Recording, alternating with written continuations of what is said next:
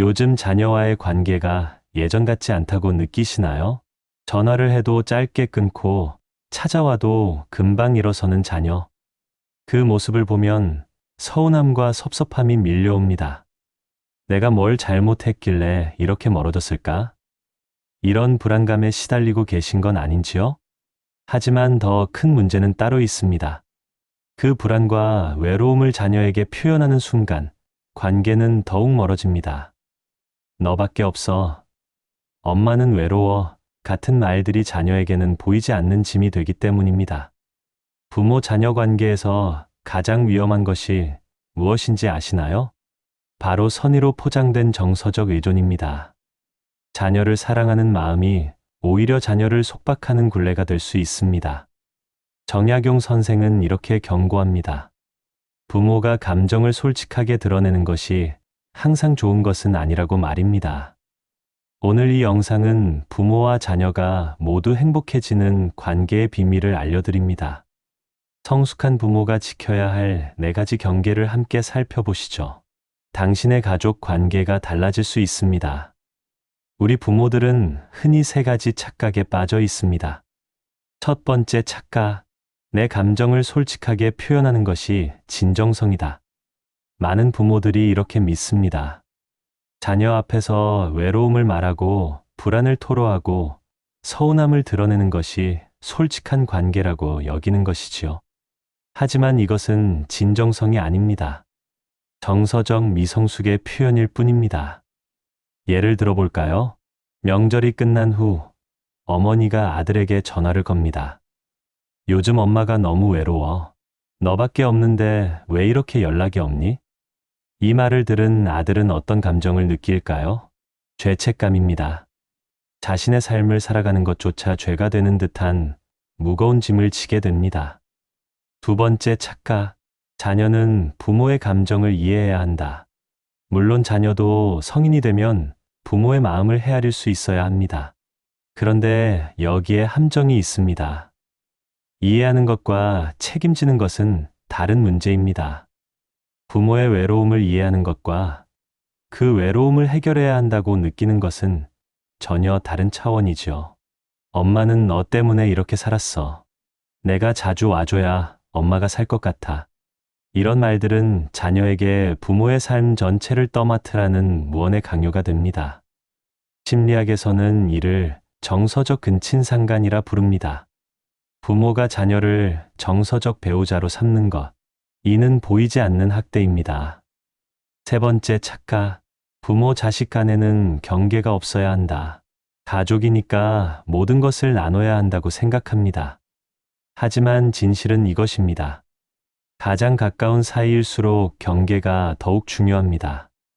경계가 없는 관계는 건강한 관계가 아닙니다. 서로를 집어삼키는 공생 관계일 뿐이죠. 한 중년 여성의 이야기입니다. 어머니는 평생 딸에게 모든 고민을 털어놓았습니다. 남편과의 불화, 경제적 어려움, 형제들과의 갈등까지. 딸은 어린 시절부터 어머니의 상담자가 되어야 했습니다. 그 결과 어떻게 되었을까요? 그 딸은 성인이 된 후 심한 불안장애를 겪게 되었습니다. 자신의 감정보다 타인의 감정을 먼저 살피는 습관이 몸에 배었고 자기 인생을 살 수가 없었던 것입니다. 이것이 바로 정서적 의존이 남기는 상처입니다. 부모의 순간적 위로가 자녀의 평생 짐이 되는 것이지요. 그런데 진실은 무엇일까요? 부모가 감정을 절제하는 것이야말로 진정한 사랑입니다. 자녀에게 짐을 지우지 않는 것, 자녀가 자유롭게 제 길을 갈 수 있도록 놓아주는 것, 이것이 성숙한 부모의 사랑입니다. 조선시대 실학자 정약용 선생은 유배지에서 2 아들에게 수많은 편지를 보냈습니다. 그 편지들을 읽다 보면 놀라운 사실을 발견하게 됩니다. 정약용은 자신의 외로움을 거의 드러내지 않았습니다. 18년이라는 긴 유배 생활, 가족을 그리워하는 마음이 얼마나 깊었겠습니까? 그럼에도 그는 아들들에게 이렇게 썼습니다. 너희는 각자의 도리를 다하라. 아비의 처지를 걱정하여 마음을 어지럽히지 말라. 이 말의 진정한 의미는 무엇일까요? 자녀에게 부모의 고통을 짐지우지 말라는 뜻입니다. 정약용은 목민심서에서 이렇게 말했습니다. 어버이 된 자는 자식에게 의지하려 들지 말고 자식은 저 스스로 설 수 있도록 가르쳐야 한다. 현대를 사는 우리에게 이것은 무엇을 의미할까요?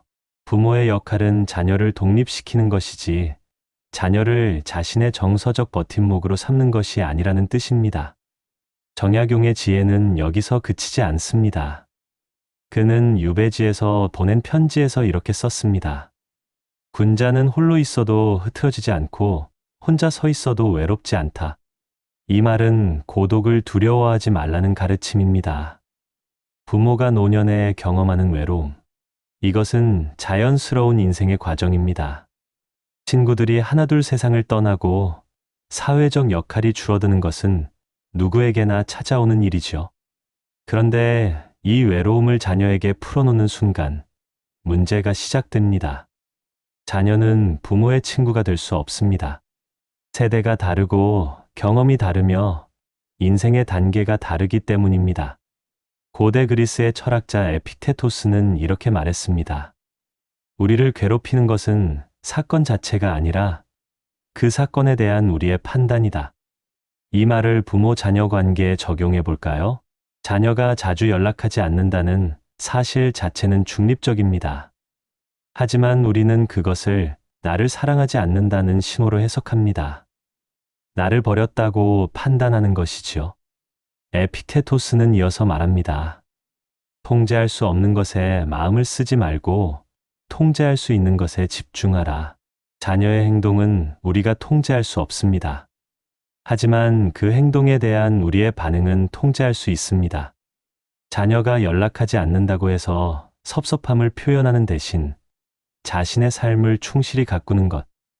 이것이 바로 통제 가능한 영역입니다.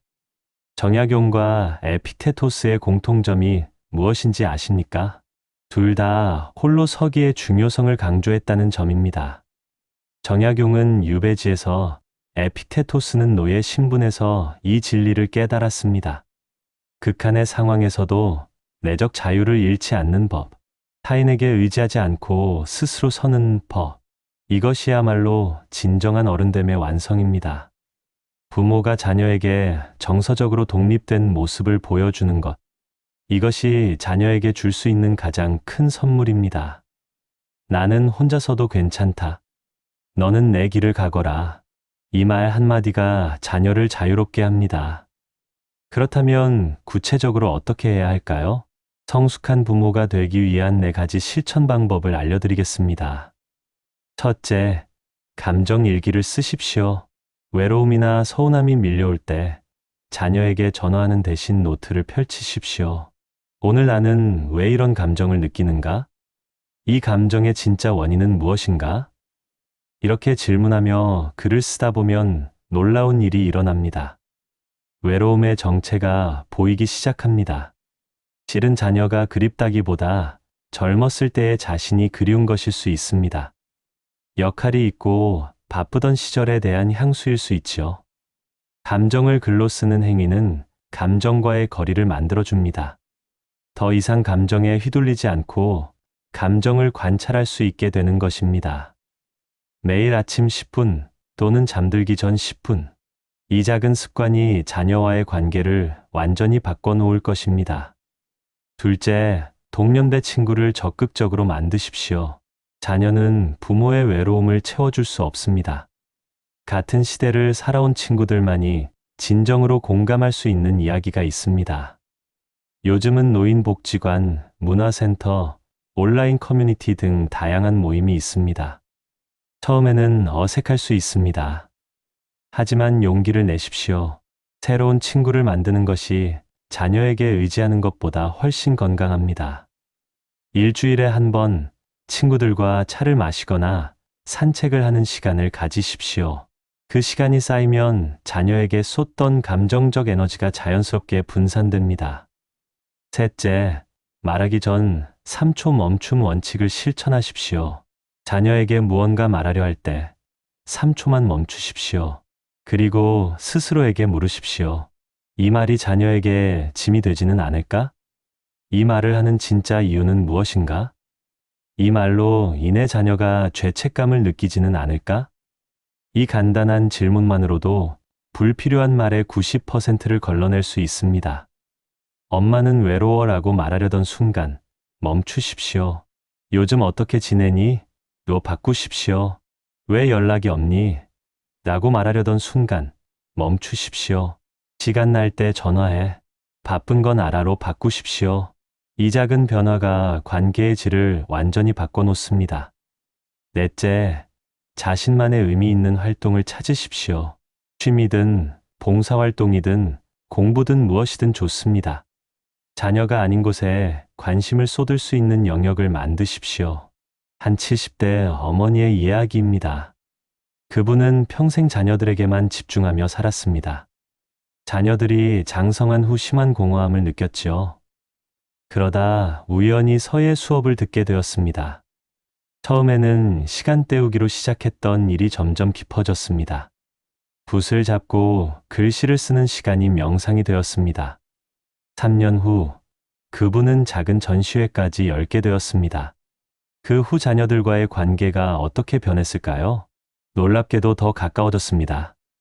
어머니가 자신의 삶을 사는 모습을 보며 자녀들이 더 존중하게 된 것입니다. 부모가 자녀 외에 다른 삶의 의미를 찾을 때 역설적으로 부모-자녀 관계도 좋아집니다. 사랑한다는 것은 무엇일까요? 많은 사람들이 착각합니다. 사랑은 함께 있는 것이라고, 가까이 있는 것이라고 말입니다. 하지만 진정한 사랑은 자유를 주는 것입니다. 정약용 선생은 18년의 유배 생활 동안 아들들을 그리워했지만 그 그리움을 짐으로 지우지 않았습니다. 에픽테토스는 노예였지만 마음만은 누구보다 자유로웠습니다. 이 두 현자가 우리에게 전하는 메시지는 명확합니다. 부모의 성숙은 자녀를 놓아주는 것에서 시작된다고 말입니다. 너밖에 없어 라는 말 대신 너는 내 길을 가거라 라고 말할 수 있을 때, 엄마는 외로워 라는 고백 대신 나는 내 삶을 살겠다 라고 선언할 수 있을 때, 비로소 부모와 자녀 모두가 자유로워집니다. 당신은 이미 충분히 좋은 부모입니다. 다만 그 사랑의 방식을 조금만 바꾸면 됩니다. 자녀에게 짐을 지우는 사랑에서 자녀를 자유롭게 하는 사랑으로 말입니다. 오늘부터 시작하십시오. 감정 일기를 쓰고, 친구를 만나고, 말하기 전 멈추고, 자신만의 의미를 찾으십시오.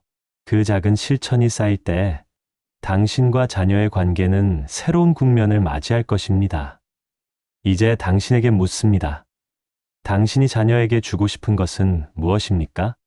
죄책감입니까? 아니면 자유입니까? 이 영상이 당신의 삶에 작은 변화를 가져오길 바랍니다. 구독과 좋아요는 저에게 큰 힘이 됩니다. 다음 영상에서 또 뵙겠습니다. 감사합니다.